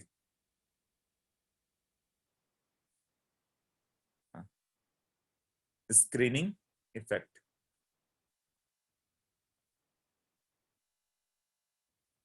सिग्मा. और ये किसका रूल की बात करें हम लोग, स्लेटर्स रूल. बुकलेट में दिया होगा ये आउट ऑफ सिलेबस है जेई से. ठीक है, तो ये क्वेश्चन कभी नहीं आता इस पे. बुकलेट में दिया था, हम लोग पढ़ना इसमें, क्योंकि इनके अपने टेस्ट में आ सकता है.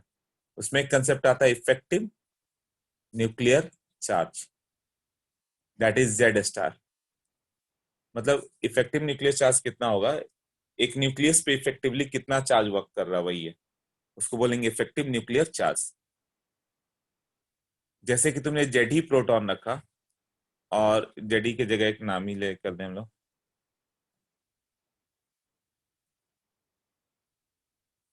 जैसे कैल्शियम ले लो. कैल्शियम में क्या होता है, 20 प्रोटॉन होता है. तो 20 प्रोटॉन जो हो गया, यहाँ बाहर साइड में 20 इलेक्ट्रॉन है, तो 20 इलेक्ट्रॉन जो हो गया 4s2. तो ये 4s2 जो हो गया ना, इसके लास्ट इलेक्ट्रॉन पे ये कितना इफेक्टिवली फोर्स वर्क कर रहा है, उसकी हम लोग बात कर रहे हैं. तो 20 प्रोटॉन का फोर्स अट्रैक्शन देगा, पर साथ में 19 इलेक्ट्रॉन जो होंगे, लास्ट इलेक्ट्रॉन की बात करो, 19 इलेक्ट्रॉन इसको क्या करेंगे, रिपेल करेंगे ना. लास्ट इलेक्ट्रॉन का कंडीशन सोचो क्या हो रहा है. लास्ट इलेक्ट्रॉन को ये जो लास्ट इलेक्ट्रॉन है, इसको ये अट्रैक्ट करेगा न्यूक्लियस, और ये 19 इलेक्ट्रॉन से रिपेल करेंगे. तो ओवरऑल अट्रैक्शन फोर्स क्या हो गया, मान लो 10 न्यूटन से अट्रैक्ट किया और 3 न्यूटन से रिपेल हो रहा है, तो ओवरऑल 17 न्यूटन का अट्रैक्शन फोर्स होगा. तो तुम बोलोगे इफेक्टिवली 17 न्यूटन ही लग रहा है ना. तुम किसी ब्लॉक में मान लो 5 न्यूटन का फोर्स लगा रहे हो, उधर से कोई 2 न्यूटन का रेजिस्टेंस आया, तो ओवरऑल इसका मूवमेंट तो 3 न्यूटन के कारण ही होगा ना. तो यहाँ कोई पूछे कि इफेक्टिव न्यूक्लियर चार्ज कितना वर्क कर रहा था, कैल्शियम में देखना इफेक्टिव हम लोग कैलकुलेट करेंगे तो मालूम चलेगा 5 प्रोटॉन का ही अट्रैक्शन वर्क कर रहा है, बाकी बैलेंस हो गया, 15 प्रोटॉन के इफेक्ट कैंसिल हो गया. इफेक्टिवली कितने प्रोटॉन का फोर्स वर्क किया, उसको हम लोग क्या बोलेंगे, effective nuclear charge. Nuclear charge which is effectively working on the what, nuclear charge which is effectively working on the electron, कोई भी होगा इलेक्ट्रॉन. इसके लिए क्या क्या रूल आएगा, ऐसे मेरे नोट्स में, शायद नोट्स को में ये पार्ट नहीं भेजा है मैंने अभी तक, बट स्क्रीनिंग इफेक्ट और शील्डिंग इफेक्ट। अब ये जेड स्टार की हम लोग बात करें तो जो जेड स्टार आएगा किसी का भी वो क्या होगा, जेड माइनस सिग्मा, ऐसे जेड माइनस सिग्मा। अब कैसे करेंगे, द स्क्रीनिंग इफेक्ट और शील्डिंग इफेक्ट की बात करें।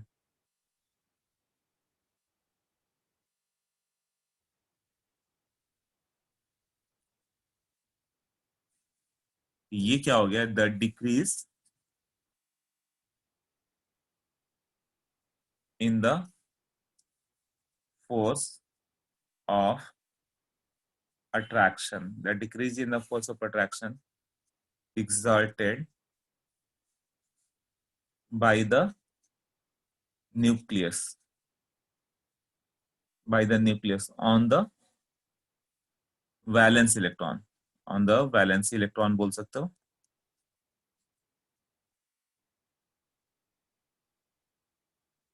valence electrons due to presence of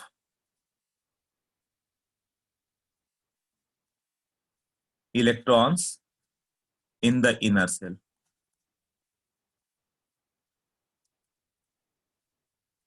हाँ, तो अब कैसे इसके लिए करना है, तुम्हें क्या करना है कि जैसे स्लेटस रूल की बात कर रहे हैं हम लोग, स्लेटस रूल बुक में सब लिखा हुआ है, बुकलेट में नोट्स भेजता हूँ उसमें भी रहेगा। स्लेटस रूल में जैसे हम लोग for NS and NP orbital की बात करें, for NS and NP orbital, तब कैसे आएगा वो,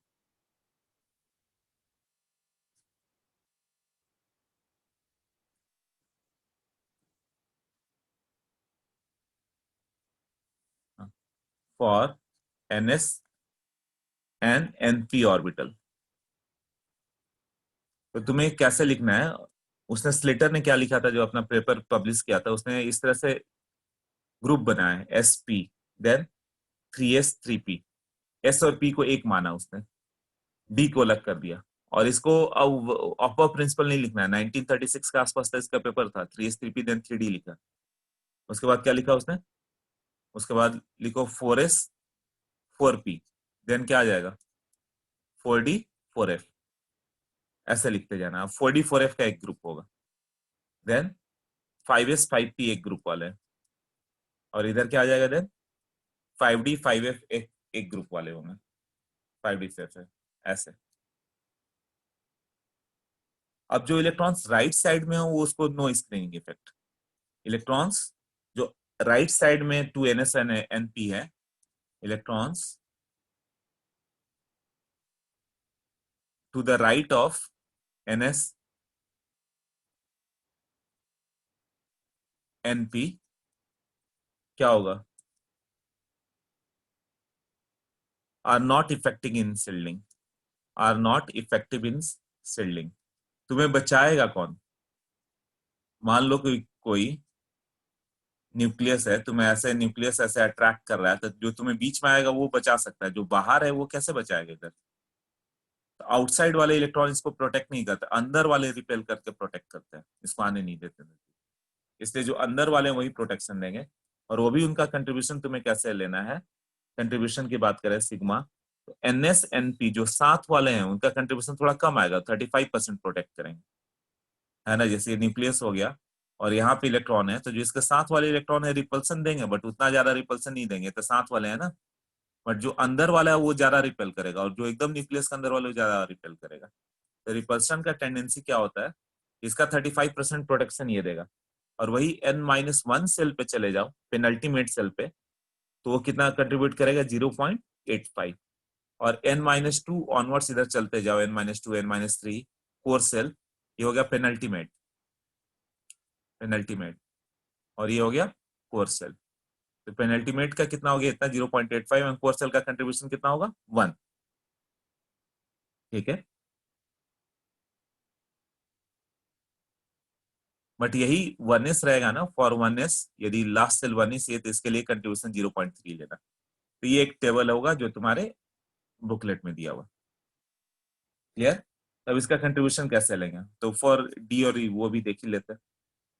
फॉर एनडी एन एनएफ क्या होगा, तो पहला पॉइंट तो वही है, राइट साइड वाले no contribution, right side no contribution. तो जो भी कंट्रीब्यूशन देंगे कौन से देंगे, अंदर वाले ही देंगे, जो उसके अंदर वही कंट्रीब्यूट करेंगे, यही होगा ना। हाँ, तो राइट साइड में अंदर वाले कौन से हो गए, देखो इसमें क्या हो गया, सेकंड में करेंगे तो nth वाला, इसका सिग्मा का कंट्रीब्यूशन कितना होगा 0.85 लोग हैं जो साथ वाले हैं। एक मिनट,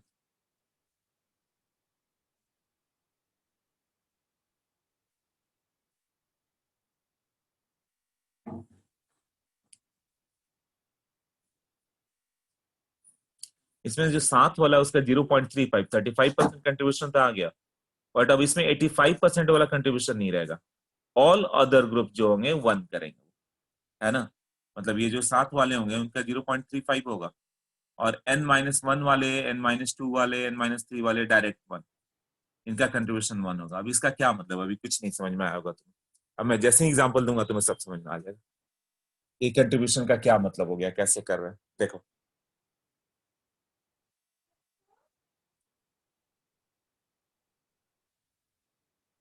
ओके, अब देखो, तो जैसे कि मैं इसका ले लेता हूं कि पोटेशियम का ले लेता हूं। पोटेशियम क्या होगा, 1s2 2s2 2p6 3s2 3p6 4s1, ये है। इस पे कितना कंट्रीब्यूशन आएगा, तो इसके साथ वाला तो कोई है ही नहीं, ये कौन सा हो गया, वैलेंस सेल। वैलेंस सेल का कंट्रीब्यूशन 35% था, ये क्या हो गया, पेनल्टीमेट, और ये कोर। तो उस लास्ट वाले इलेक्ट्रॉन को रिपेल कौन करेगा, ये अंदर वाले इलेक्ट्रॉन ना।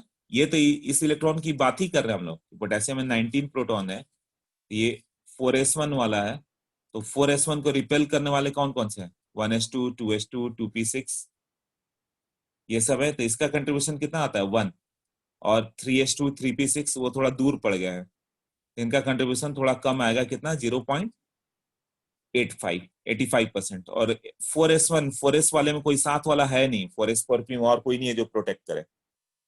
तो 4s1 पे तो हम लोग देख ही रहे हैं, तो 4s को रिपेल करने वाले इलेक्ट्रॉन तो इतने ही होंगे ना, ये स्क्रीनिंग प्रोवाइड करेंगे, यही रिपेल करेंगे। तो लास्ट एक इलेक्ट्रॉन को तुम्हें छोड़ना पड़ेगा, 4s1 वाला खुद को रिपेल कैसे करेगा, ये तो अंडर इन्वेस्टिगेशन। क्लियर। अब ये 4s2 रहता ना, इसका मतलब एक इलेक्ट्रॉन वैलेंस सेल में है जो प्रोटेक्ट करेगा, बट ये 4s1 है, उस इलेक्ट्रॉन को देख ही रहे हम लोग, तो अंदर वाले 18 इलेक्ट्रॉन उसको क्या करेंगे, रिपेल करेंगे। तो इसका सिग्मा कितना आएगा, सिग्मा का वैल्यू आएगा, पेनल्टीमेट टोटल कितना हो गया 8 ना, 8 का कंट्रीब्यूशन 0.85, ये पेनल्टीमेट का। कोर का कंट्रीब्यूशन, कोर वाले कितने हैं 10, इनका कंट्रीब्यूशन होगा 1, तो 6.48 6.88 18.8 18.8 आएगा सिग्मा इसका।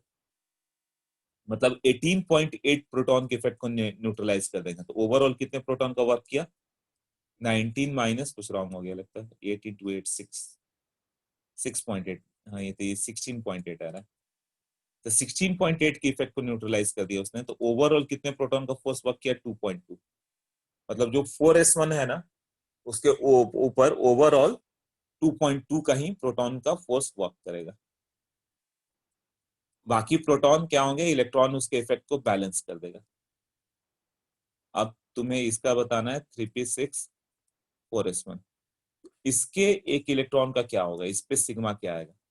तो 3s 3p एक सीरीज है, तो ये नो स्क्रीनिंग इफेक्ट, ये तो स्क्रीनिंग नहीं प्रोवाइड करेगा। तो हम लोग बात कर रहे हैं sigma on 3s, sigma on 3p electron, sigma on 3s electron. 3s electron पे इफेक्टिवली कितना प्रोटॉन का फोर्स वर्क करेगा। तो 3s क्या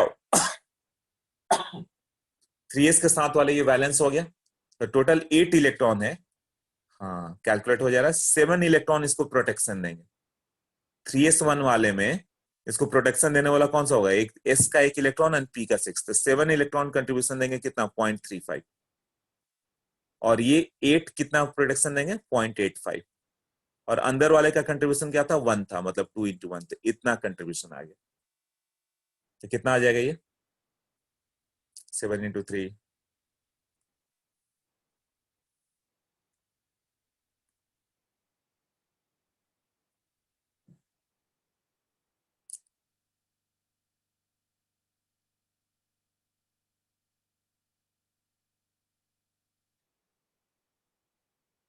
कितना आ रहा वैल्यू, किसी ने कैलकुलेट किया क्या, बता दो।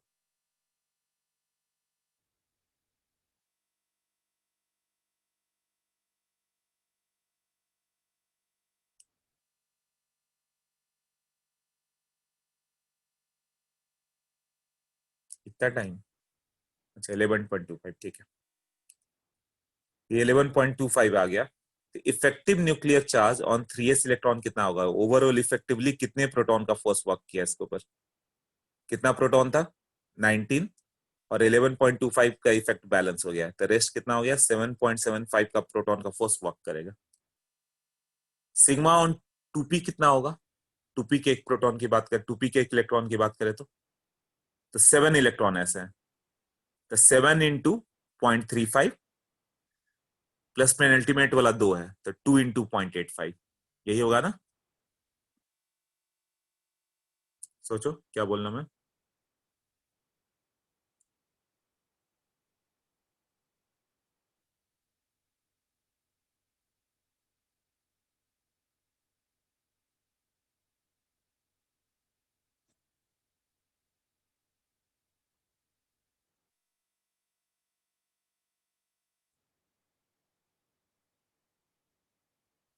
ओके।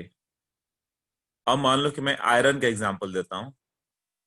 आयरन एटम ले लो, configuration 1s2 2s2 2p6 3s2 3p6 3d6 4s2, यही है ना।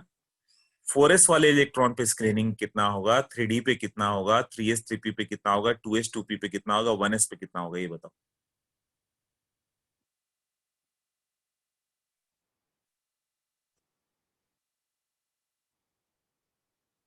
अच्छा इसको लिख देता हूँ, उसमें क्लियर हो जाएगा। ये एग्जांपल जैसे ही करूंगा सब क्लियर हो जाएगा तुम्हें।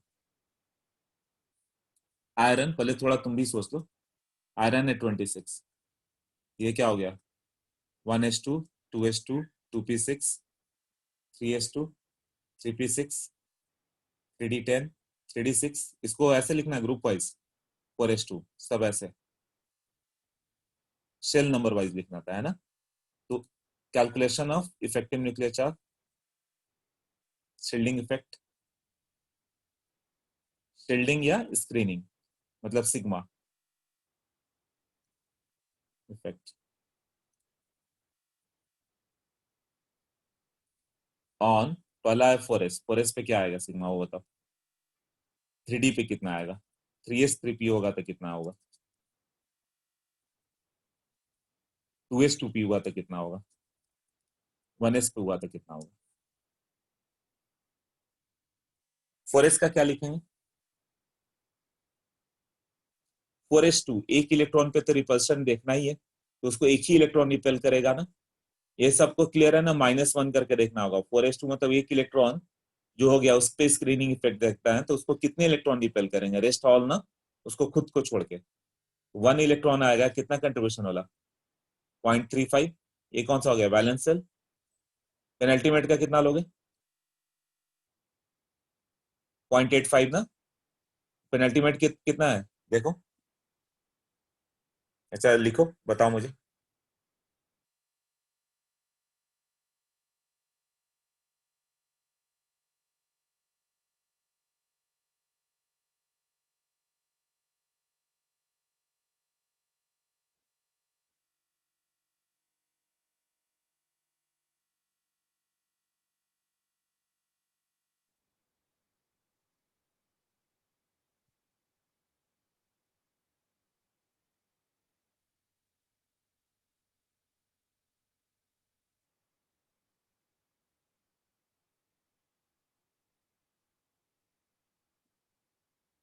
अच्छा टेबल ही नहीं याद हुआ होगा, हो सकता है तुम लोग को, क्योंकि टेबल लिखा नहीं था, फिर भी कर दिया तुम लोगों ने, गुड।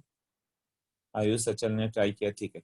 तो वैलेंस सेल का कंट्रीब्यूशन कितना था 0.35, जब एस और पी की बात करें तो हम लोग, ठीक है।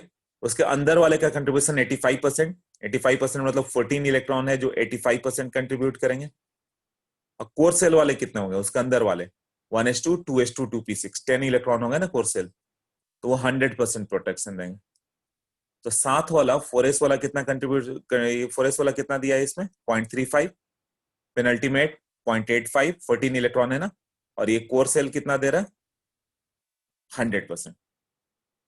क्लियर हुआ है कैसे किया? हाँ, तो ये कितना आ जाएगा वैल्यू, एक कैलकुलेट करके बताओ।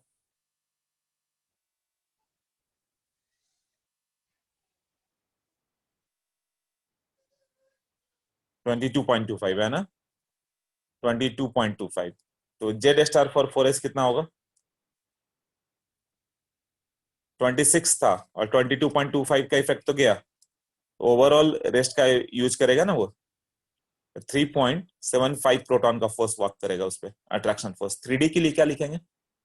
3D का रूल बहुत सिंपल था, या तो साथ वाला 0.35, बाकी सब 1। इसमें तो 3 स्लैब था, 0.35, उसके पीछे वाले 0.85, कोर सेल का 1। इसमें एक ही स्लैब है 0.35 और बाकी सब 1। तो क्या लिखेंगे? 3D सोचो, खुद वाला 3D का अपना लेवल है।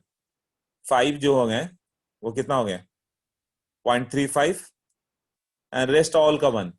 रेस्ट ऑल कौन सा हो गया? यहां से लेके यहां तक बाकी सब 1। उसका 3D एंड DNF छोड़ के बाकी सब 1। अब बाहर वाला नहीं देगा, 4S नहीं देगा उसको कंट्रीब्यूशन। तो टोटल कितने हो गए इधर? 6 + 2 + 6, 10 + 2, 12 + 6, 18 ना, 18 × 1। ये कितना हो गया?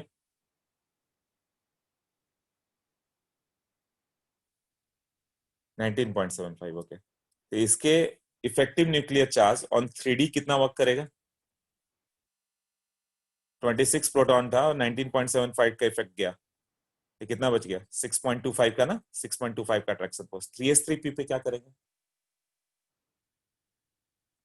3s3p पे कौन वर्क नहीं करेगा? उसके बाद वाले, उसके बाद वाले कौन कौन से हैं? 3D है ना, ये एक लेवल था, कैसे बनाया था लेवल याद है? 1s अपना बनाओ, 3s3p का अपना बनाओ, 4s अपना, ऐसे।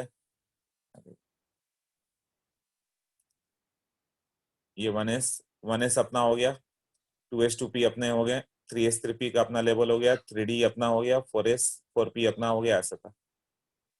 हाँ, तो 3s3p पे क्या होगा? उसके साथ वाले 7 है, 8 में से 7 तो प्रोटेक्शन देंगे, कितना? 0.35। उसके जस्ट अंदर वाला कितना देगा? 0.85। वो कितना है? 8 ना, 8 × 0.85। उसके जस्ट अंदर वाले पूरा 100%, 2 × 1। 2s2p का कितना होगा? उसका साथ वाला 0.35 और उसके अंदर वाले का 0.85। क्लियर? 1s का क्या होगा? वो खुद एक ही इलेक्ट्रॉन बचा, जब 1s का कंट्रीब्यूशन 0.35 नहीं होता, 0.3 होता है, इसका बस 0.3 होगा। तो जेड स्टार ऑन 1s निकालना हो गया, तो डायरेक्ट 26 - 0.3, सबसे ज्यादा अट्रैक्शन फोर्स इसी को मिलेगा, 25.7 प्रोटॉन का। क्लोज होता है ना। आई थिंक ये एग्जांपल लेना, फिर कि सब क्लियर कर दे, इसलिए मैंने बोला था एग्जांपल देखते क्लियर हो जाएगा। फिर क्लियर हो गया अभी?